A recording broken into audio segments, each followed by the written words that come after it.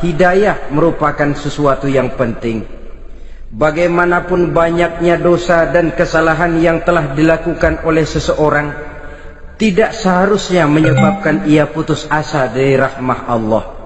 Sebaliknya, bagaimanapun banyak kebajikan dan kebaikan yang sudah dikerjakannya, tidak perlu membuat dia besar hati, puas, bangga, apalagi menjadi lalai karenanya. Sebab kita belum tahu akan bagaimana ujung perjalanan dari kehidupan kita ini. Saudara-saudara, kisahnya pun masuk Islam merupakan peristiwa yang menarik.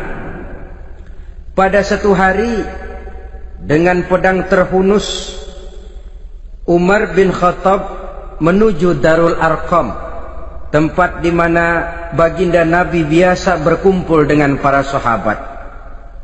Melihat mukanya yang beringas, matanya yang nanar, orang sudah menyangka dan mengerti ini tentu akan terjadi pembunuhan. Dalam perjalanan menuju Darul Arqam, Umar bertemu dengan Nu'aim bin Abdillah. Nu'aim bertanya, "Ya Umar, mau kemana ente?" "Mau membunuh itu, si murtad itu," kata. "Si murtad yang mana?" "Yang mana lagi? Itu yang memecah belah kita, yang menghina berhala-berhala kita, yang menjelek-jelekkan nenek moyang dan keturunan kita. Siapa lagi kalau bukan Muhammad?" Kata Nu'aim, "Umar, enggak salah. Tidak salah lagi." "Salah Umar." "Salah kenapa? Apa kamu enggak malu? Kamu mau pergi membunuh Muhammad, sementara adikmu sendiri Fatimah, dia sudah termasuk salah seorang pengikut Muhammad." Mendengar ini, muka yang memang tadinya sudah marah dan merah, tambah jadi kelabu. Bukan main mangkelnya Umar bin Khattab. Orang lain dia musuhi, orang lain dia kejar-kejar. Ini malah adiknya sendiri menjadi pengikut dari baginda Nabi. Tidak jadi menuju Darul Arqam, dia berangkat ke rumah adiknya Fatimah. Adapun di rumah Fatimah sedang berkumpul Fatimah, suaminya Sa'id bin Zaid, dan seorang sahabat Habbab ibnul Arad. Mereka sedang membaca Quran. Waktu itu Quran belum lagi dijilid macam sekarang, jadi masih merupakan suhuf atau lembaran-lembaran tercecer saja. Ketuk pintu. Ya tentu tidak assalamualaikum karena dia belum Islam. Tok tok tok. "Siapa di luar?" "Umar." Mendengar suaranya saja, ini sahabat yang namanya Habbab ibnul Arad sudah lari ke belakang pintu. Sambil komat kamit baca doa mohon diselamatkan oleh Allah. Adapun Fatimah yang sedang memegang suhuf, lembaran tulisan Quran itu, menyembunyikan suhuf itu di belakang bajunya. Umar masuk. "Fatimah." "Saya bang." "Apa benar berita yang saya dengar?" "Berita apa itu bang?" "Bahwa kau sudah masuk Islam." "Bang, andai kata Muhammad memang benar, bagaimana?" "Sudahlah, jangan belit-belit. Jawab saja, kau masuk Islam benar atau tidak?" "Ya." Saudara hadirin, begitu dikatakan iya, tangannya langsung melayang, menampar muka adiknya ini, sehingga mengalir darah dari hidungnya. Suaminya Sa'id bin Zaid yang mencoba melindungi istrinya, dipegang lehernya, dibanting, diduduki dadanya. Oh, ini jawara ini.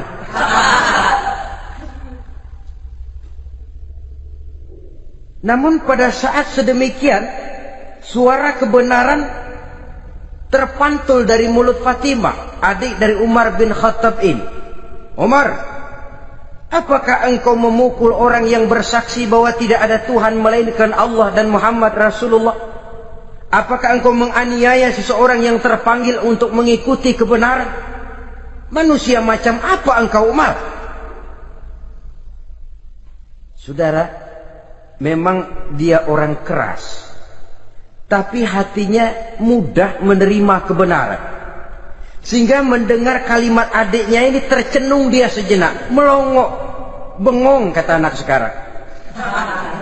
Ini kalau tidak karena keyakinan yang mantap, tidak mungkin orang ini, anak adik saya ini bicara macam begini. Umar, mengapa engkau memukul orang yang bersaksi bahwa tidak ada Tuhan melainkan Allah dan Muhammad Rasulullah?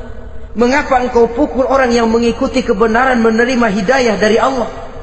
Begitu yakin dan mantapnya, walaupun di tengah satu hal yang sangat menakutkan. Siapa yang tidak takut orang Quraisy berhadapan dengan Umar bin Khattab yang dikenal sebagai singa padang pasir pada waktu itu? Malahan dia termasuk salah seorang jagoan. Di tradisi masyarakat jahiliyah itu ada satu pasar yang namanya pasar Ukaz. Tiap tahun di pasar itu diadakan pesta. Pertama pertandingan syair. Jadi penyair waktu itu jadi kebanggaan. Syair-syair yang menang itu digantung di dinding Ka'bah. Jadi setiap suku akan bangga kalau mempunyai ahli syair yang hebat. Nah, lalu diadakan juga lah perlombaan balap kuda, memanah, termasuk gulat. Lah Umar ini tiap kali pertarungan mesti menang. Belum pernah ada yang berhasil mengalahkan dia. Jawara. Saudara-saudara, mendengar adiknya begitu mantap hatinya, apalagi ketika adiknya berkata begitu, suhuf, lembaran yang disembunyikan di belakang bajunya tersembul. Apa yang kau sembunyikan di balik bajumu itu? Suhuf. Apa suhuf itu? Lembaran Al-Quran. Coba saya lihat. Enggak boleh. Kenapa? Kamu kotor. Orang kotor tidak boleh megang Quran. Saya mau lihat. Enggak boleh. Kalau kamu mau lihat, mandi dulu. Diturutinya permintaan adiknya itu. Lalu diambilnya suhuf tadi. Dia baca. Kebetulan ayat yang dibacanya ayat pertama dari surah Thaha yang berlanjut dengan ayat 14 pada surah yang sama. Dia baca, Bismillahirrahmanirrahim. Thaha ma anzalna ilaikal Qur'ana litashqa illa tazkiratan liman yakhsha. Thaha, tidaklah aku turunkan Al-Quran ini untuk bikin sukar manusia, melainkan merupakan pengingat bagi orang-orang yang takut kepada Allah. Lalu pada ayat ke-14, Innani anallahu la ilaha illa ana fa'budni. Sesungguhnya akulah Allah, tidak ada Tuhan melainkan aku, maka hendaknya hanya kepadakulah kamu menyembah. Wa aqimis sholata li dzikri, dirikanlah salat untuk mengingat aku. Innas sa'ata atiyatun akadu ukhfiha litujza kullu nafsin ma tas'a. Sesungguhnya kiamat itu pasti akan datang, yang sengaja waktunya kami tidak beritahukan kepada kamu semua, untuk kami balas segala setiap orang tentang apa saja yang telah mereka lakukan dalam kehidupan di dunia ini. Setelah membaca ayat ini, gemetar tangannya. Ah, ini sih nggak main-main ini. Ini belum pernah saya baca ajaran semacam ini. Tidak patut orang yang mempunyai kitab suci semacam ini dimusuhi. Ini sesuatu yang benar. Tergetar jiwanya. Hei Fatimah, Muhammad di mana Muhammad? Saya tidak akan memberitahu kepada kamu. Di mana? Saya tidak akan memberitahu. Lebih baik kau bunuh saya kalau memang maksudmu mau mencelakakan Muhammad. Sama sekali saya tidak akan mencelakakan dia, Fatimah. Kasih tahu saja, di mana dia? Darul Arqam. Bergegas dia menuju Darul Arqam. Di dalam Nabi memang sedang kumpul dengan para sahabat. Termasuk ada Sayyidina Hamzah yang juga terkenal jawara juga. Ketuk pintu. Ketuk pintu. Siapa di luar? Umar. Di dalam ini geger sebagian sahabat. Umar datang ini pasti bencana. Umar datang, wah, Kalau istilah kampung, kerok dan urusan.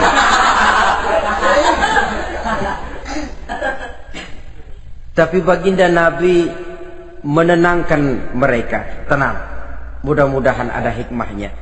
Sayyidina Hamzah tampil, bukakan dia pintu. Kalau niatnya baik, kita terima. Kalau niatnya tidak baik, saya paling depan. Dibukakan pintu. Begitu dibukakan pintu, Umar masuk merangkul baginda Nabi. Kemudian dengan tersendat, asyhadu an la ilaha illallah wa asyhadu annaka ya Muhammad Rasulullah. Saya bersaksi tidak ada Tuhan melainkan Allah, dan saya bersaksi bahwa engkau hai Muhammad adalah utusan Allah. Sahabat takbir semua, Allahu Akbar, Allahu Akbar. Kegembiraan meliputi suasana ketika itu. Kenapa? Karena sebelumnya dikala Umar belum masuk Islam, dia merupakan ganjalan yang paling dikhawatirkan oleh umat Islam. Setelah dia masuk Islam, jelas merupakan satu keuntungan yang sangat besar. Dan dia tertarik kepada Islam bukan karena bujuk rayu orang, tidak karena diberikan harta, tidak karena diiming-iming oleh kedudukan tinggi, tapi karena kebenaran.